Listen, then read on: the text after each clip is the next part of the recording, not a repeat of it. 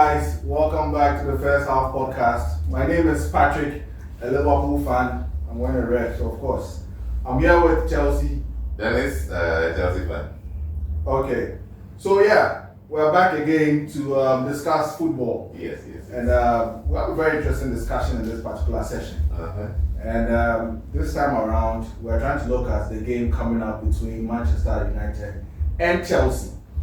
It's going to be a very tough game, and let me give you my opinion why. Okay. And yes, I'm not being too biased, even though I'm a Liverpool fan, and I know Liverpool is much better than those two teams playing tomorrow. But what I'm trying to say is that there's this kind of energy back in the Manchester United team. Yeah. We watched Ruud Van Nistelrooy with his boys this particular midweek, and the play was amazing.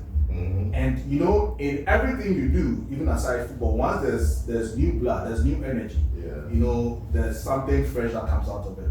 So I think Chelsea coming into the coming to play at Manchester's home is going to be a very tough game. Yeah. And I just want to take your opinion, the kind of formation you think you might be playing, your boys, because personally, I saw the game you played this midweek. You might have not used your first team. Yeah.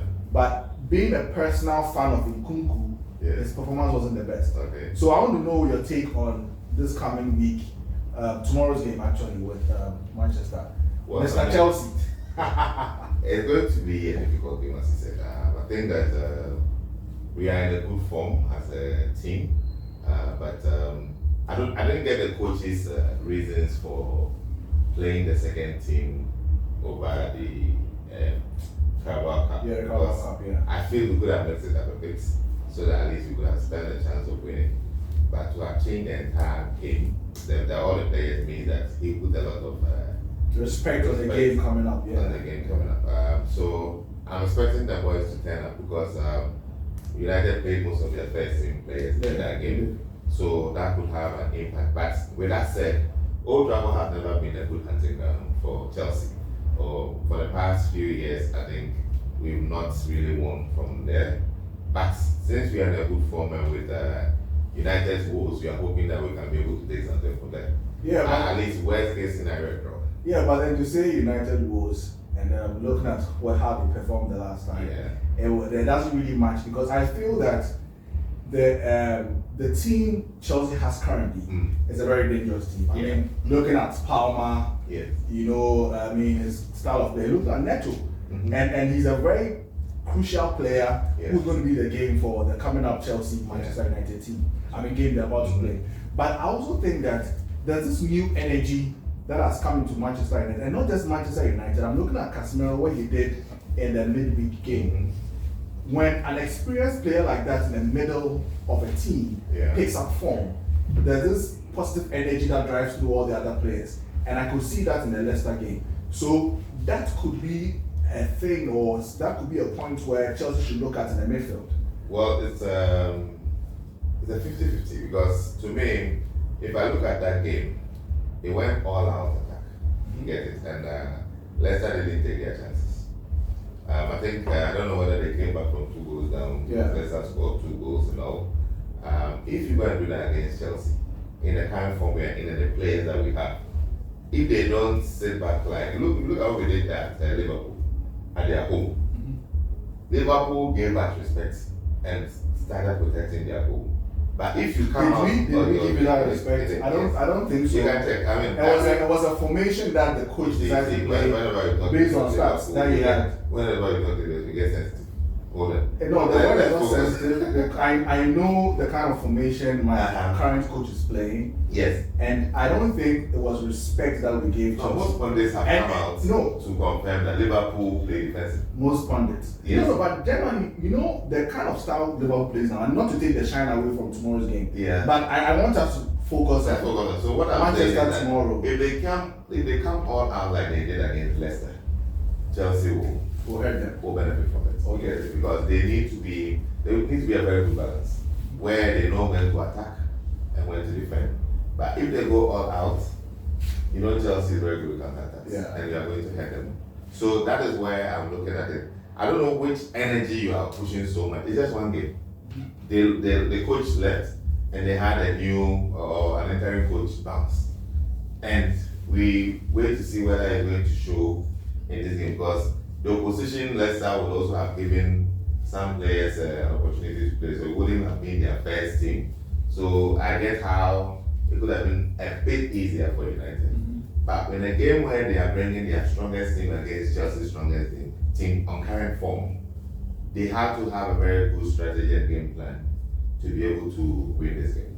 Okay, but I also feel that, I am not a Manchester United fan, but I have watched quite a number of Manchester United games this season.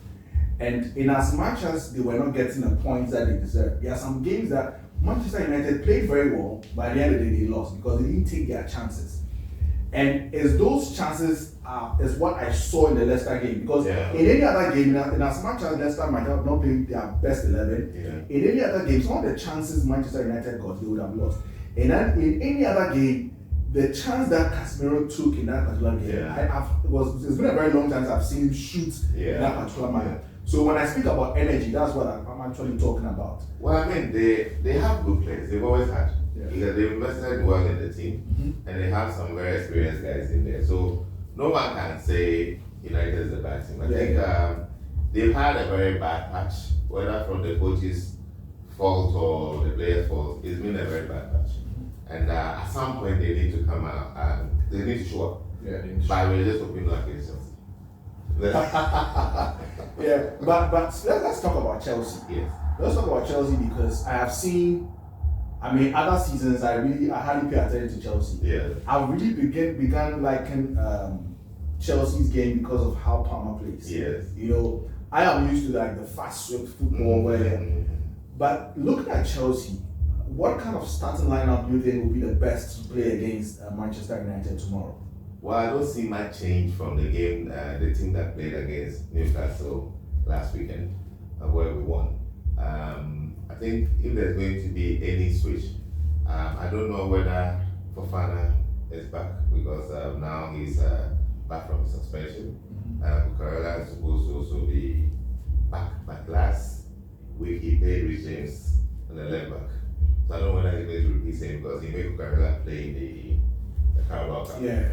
I wish he's going to. I don't know why although Reece James played very well, I think if he's able to bring him back, that should be great. So for the back line, the only change I see in there will be Fofana coming in. As for Cucurella or James, it's just one switch for. I don't know whether he's going to do it or not. So we'll wait to see. The midfield is also looking like it's now sticking with Lavia and. So not to cut. So what happened to? Because I know Gusto played a very good game against Newcastle. Yes.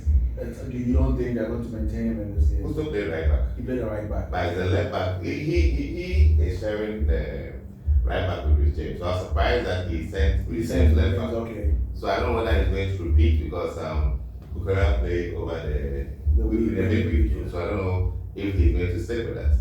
Midfield is definitely going with Lavia and Caicedo. It looks like that pair is working. So there's no reason to change it, especially in such a big game.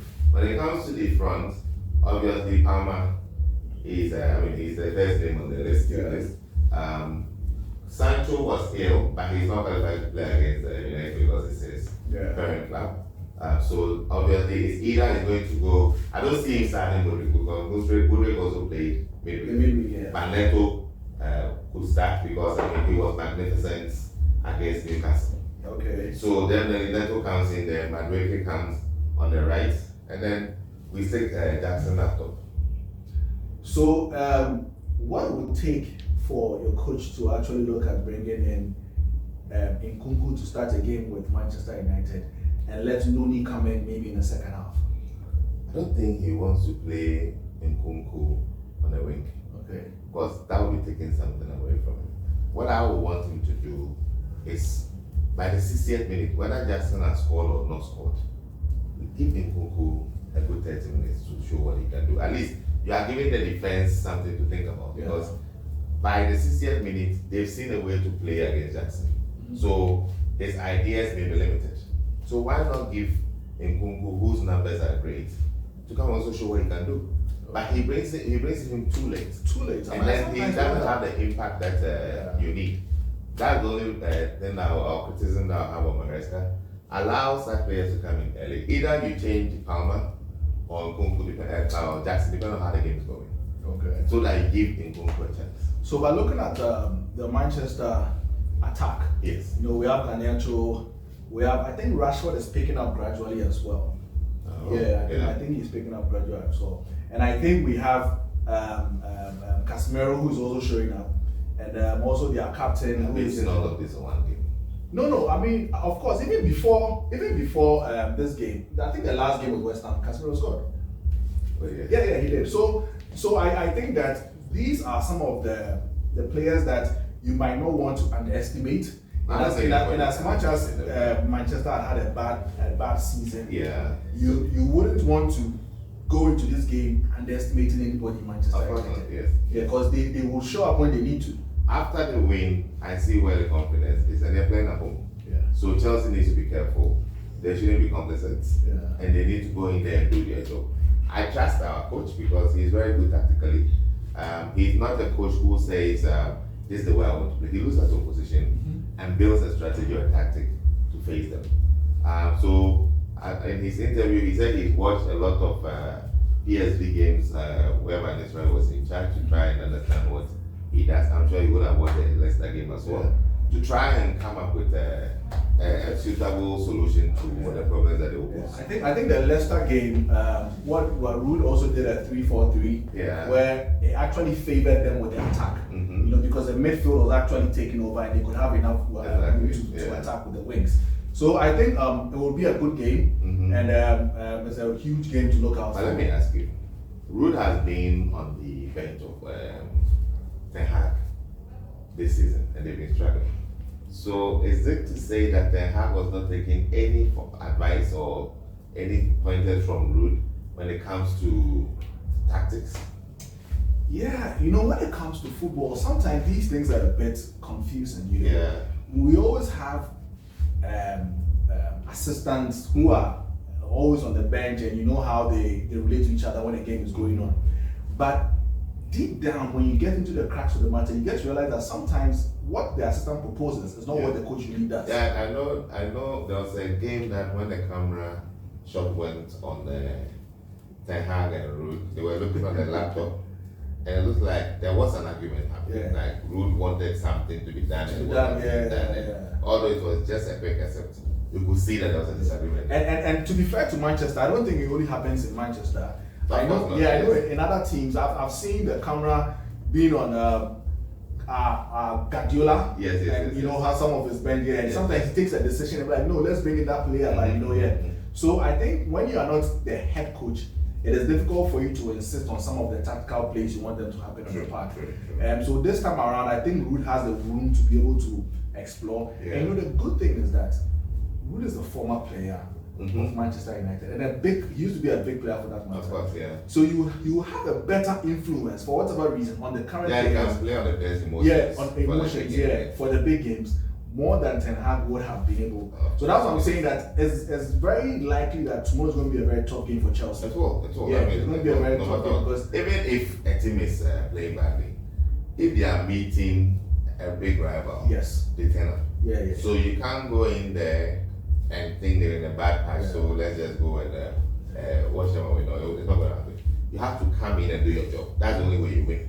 If not, they are going to win. That one for sure. So I believe tomorrow is going to be a very interesting game. Yes, it's I'm just hoping that will be a game full of goals.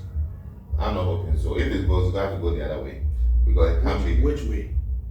Against opposition. You know who what's supposed. So why would you ask me which way?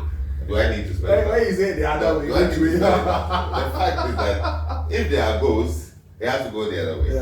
If not, let's just hedge it with a goal or two and just let's just pass it back and then tell it. Okay. Well, I mean, as a Liverpool fan, I'm just hoping you guys draw. But anyway, I wish you all the best at tomorrow's game. We don't need it, because I mean, I know there's no genuineness in your wish. We just want to go with our supporters, go in there, do our job, and then come out. That's what we're looking at. So let's have the Chelsea fans, let's have all the Manchester United fans. We have Chelsea coming into your home tomorrow, Manchester. Let's get your views. Chelsea fans as well. Just subscribe to whatever our channel. Give us your opinion on whatever we discussed, and let's move on to the next level. Thank you. Thank you, guys. See you in the next episode. All right.